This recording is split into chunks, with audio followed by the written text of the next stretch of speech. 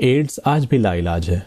इसके निदान के लिए न तो अब तक कोई दवाएं बन पाई हैं और न ही कोई वैक्सीन। वैज्ञानिक सालों से इसके लिए वैक्सीन बनाने का प्रयास कर रहे हैं। हाल के दिनों में उन्हें कुछ सफलता मिली है, पर वैक्सीन बनने की राह अब भी आसान नहीं है। हर कदम पर वैज्ञानिकों को मुश्किलों का सामना करना पड़ रहा है। एड्स की वैक्सीन को लेकर आपके जितने सवाल हैं, शायद ही आज कोई वैज्ञानिक भी उनका सटीक जवाब दे सके। एड्स की वैक्सीन कब तक बनेगी, इसका जवाब आज भी किसी के पास नहीं है। हाँ, इतना जरूर कहा जा सकता है कि पहली बार इस वैक्सीन को लेकर वैज्ञानिक उत्साहित हैं। अब तक के रिसर्च में जो नतीजे सामने आ रहे हैं वे उत्साह बढ़ाने वाले हैं। वैक्सीन का ह्यूमन ट्रायल शुरू हो गया है। पहले फेज के ह्यूमन ट्रायल का रिजल्ट अप्रैल तक आने की उम्मीद है। इसके बाद दूसरे फेज का ह्यूमन ट्रायल शुरू होगा। आइए इस वीडियो में हम यह जानते हैं कि वे 7 कारण कौन से हैं जिनकी वजह से एड्स की वैक्सीन बनाने में वैज्ञानिकों को इतना समय लग रहा है। साथ ही हम यह भी जानेंगे कि किसी वैक्सीन को बनाने के लिए इन 5 चरणों से वैज्ञानिकों को गुजरना पड़ता है और किस चरण में कितना समय लगता है। इससे हम यह अंदाजा लगा पाएंगे कि एड्स की वैक्सीन बनने में अभी कम से कम और कितना समय लगेगा। आइए हम सभी इसे विस्तार से जानते हैं।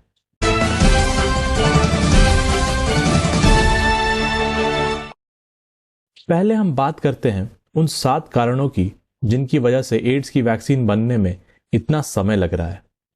पहली वजह, इंसान के शरीर में रोगों से लड़ने वाला इम्यून सिस्टम HIV वायरस के खिलाफ प्रतिक्रिया नहीं देता है। रोगी के शरीर में इम्यून सिस्टम एंटीबॉडी प्रोड्यूस तो करता है, लेकिन वह सिर्फ रोग की गति को धीमा करता है, उसे रोक नहीं पाता। दूसरी वजह, HIV के संपर्क में आने के बाद मरीज की रिकवरी होना लगभग असंभव है। HIV पर इम्यून सिस्टम का कोई रिएक्शन नहीं दिखने की वजह से वैज्ञानिक वैक्सीन नहीं बना सकते जो शरीर में एंटीबॉडी प्रोडक्शन की नकल कर सके। तीसरा कारण, शरीर में HIV संक्रमण फैलने की एक लंबी अवधि होती है। इस दौरान वायरस इंसान के DNA में छिप कर रहता है। शरीर के DNA में छिपे वायरस को खोज कर नष्ट करना मुश्किल काम है। वैक्सीन के मामले में भी ऐसा ही होता है। चौथा कारण, वैक्सीन बनाने में ज्यादातर कमजोर या नष्ट हो चुके वायरस का ही इस्तेमाल होता है, लेकिन नष्ट हो चुका HIV शरीर में इम्यूनिटी को सही ढंग से प्रोड्यूस नहीं कर पाता। वायरस के किसी भी जीवित रूप का इस्तेमाल बेहद खतरनाक है। इससे HIV वायरस के खिलाफ वैक्सीन बनाने में इतना अधिक समय लग रहा है। पांचवा कारण, ज्यादातर वैक्सीन ऐसे वायरस से सुरक्षा करती हैं जो शरीर में रेस्पिरेटरी और गैस्ट्रो इंटेस्टाइनल सिस्टम से दाखिल होती हैं, जबकि HIV का संक्रमण जननांग सतह या खून के जरिए शरीर में फैलता है। छठा कारण, जानवरों पर टेस्ट करने के बाद ही किसी वैक्सीन को इंसान के लिए तैयार किया जाता है, लेकिन दुर्भाग्यवश HIV के लिए जानवरों का एक भी ऐसा मॉडल नहीं है जिसकी तर्ज पर इंसानों के लिए एड्स की वैक्सीन तैयार की जा सके। सातवां कारण, HIV वायरस बड़ी तेजी से अपना रूप बदलता है, जबकि वैक्सीन वायरस के एक विशेष रूप को ही टारगेट बना सकती है। वायरस के रूप बदलते ही इस पर वैक्सीन का असर काम करना बंद कर देता है। ये 7 प्रमुख कारण हैं जिनकी वजह से अब तक वैज्ञानिक एड्स की वैक्सीन बनाने में पूर्णतः सफल नहीं हो पाए हैं। लेकिन कोरोना वायरस को लेकर वैज्ञानिकों ने जितने कम समय में वैक्सीन बनाई है, इससे उनका उत्साह बढ़ा है। वे कोरोना की तर्ज पर भी HIV वैक्सीन पर काम कर रहे हैं। इस दिशा में उन्हें जो प्रारंभिक सफलता मिली है उससे आशा की किरण दिखाई दे रही है। वैज्ञानिकों को उम्मीद है कि वे जल्द ही एड्स का इलाज ढूंढ लेंगे। आइए अब जानते हैं कि किसी वैक्सीन को बनाने के लिए वैज्ञानिकों को किन 5 चरणों से गुजरना पड़ता है और इसमें उन्हें कितना समय लगता है। पहला स्टेज, रिसर्च एंड डेवलपमेंट। इस प्रक्रिया में 2 से 4 साल का समय लगता है। यह कोरोना वायरस की स्थिति में बहुत तेज रही है। इसके पीछे कारण यह है कि चीन की सरकार ने जनवरी में ही वायरस के जेनेटिक सीक्वेंस को साझा कर दिया था, जिस समय वायरस केवल चीन में था और अधिकतर वैक्सीन वायरस के प्रोटीन की जगह उसके जेनेटिक सीक्वेंस पर आधारित होती हैं। एड्स के मामले में देरी की वजह उसका जेनेटिक सीक्वेंस का अब तक सही पता नहीं चल पाना है।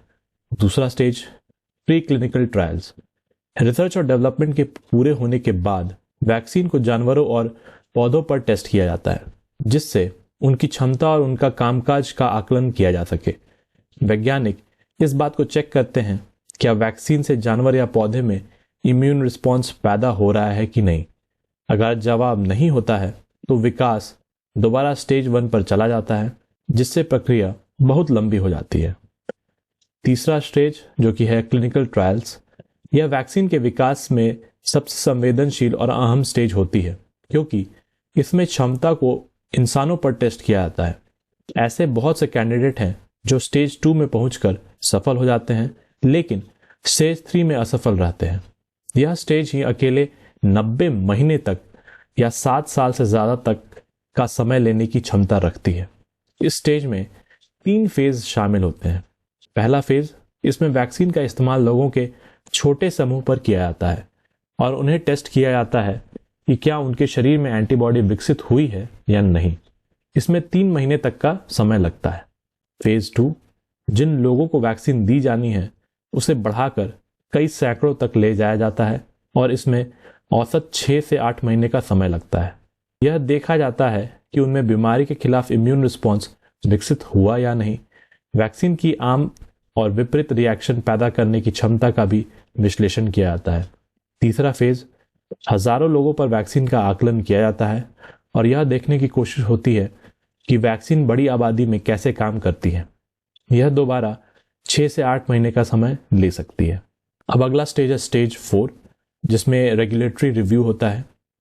इंसानी ट्रायल के कई स्टेज और फेज में कामयाब रहने के बाद वैक्सीन के कैंडिडेट को मैन्युफैक्चरिंग की प्रक्रिया में जाने से पहले रेगुलेटरी समर्थन की जरूरत होती है।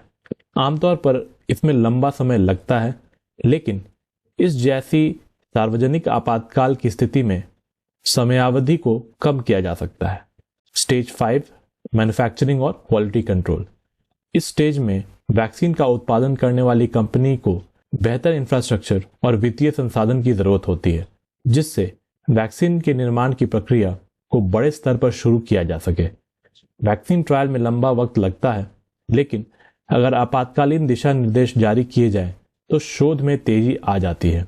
अगर इतिहास के पन्नों को पलटें तो पता चलता है कि मम्प्स के लिए सबसे तेजी से वैक्सीन तैयार की गई थी। इस वैक्सीन को तैयार करने में महज 4 साल लगे थे। हाल के दिनों में कोरोना वैक्सीन इसका प्रमुख उदाहरण है।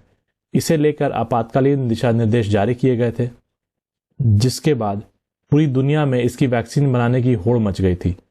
एक साथ कई देशों से खुशखबरी आई थी। पूरी दुनिया में 5 वैक्सीन को मान्यता मिली थी, जिसमें 2 वैक्सीन कोविशील्ड और कोवैक्सीन भारत में बने थे। अब एड्स की बारी है। वैज्ञानिक जिस तेजी से इसके वैक्सीन पर काम कर रहे हैं, इससे उम्मीद की किरण जगी है। पहली बार वैज्ञानिकों को अपने रिसर्च में सफलता भी मिल रही है। उन्हें लग रहा है कि कोरोना पर हुए रिसर्च के आधार पर वे एड्स के जीनोम सीक्वेंस को डिकोड कर लेंगे। इसके बाद एड्स लाइलाज नहीं रहेगी। हमें आशा का दामन पकड़े रहना होगा। यदि आप में से कोई व्यूअर्स HIV पॉजिटिव है तो वह हमारा पुराना वीडियो जरूर देखें। इसमें आसान शब्दों में आपको HIV पॉजिटिव और एड्स के अंतर को समझाया गया है। हर HIV पॉजिटिव एड्स रोगी नहीं होता है। हाँ, यदि समय पर इलाज न हो तो HIV पॉजिटिव को एड्स हो सकता है। यदि आप समय पर डॉक्टर तक पहुंच जाते हैं तो एड्स के खतरे से बच सकते हैं। ऐसा नहीं है कि HIV पॉजिटिव की उम्र छोटी होती है। बहुत से HIV पॉजिटिव मरीज बीमारी के साथ ही सामान्य जीवन जी रहे हैं। कुछ ने तो 20 से 25 साल तक भी बिना विशेष परेशानी के जीवन जीकर इस दुनिया को अलविदा कहा है। और अंत में HIV पॉजिटिव या एड्स शरीर का रोग है। इसे शरीर तक ही सीमित रहने दें, मन मस्तिष्क पर हावी न होने दें।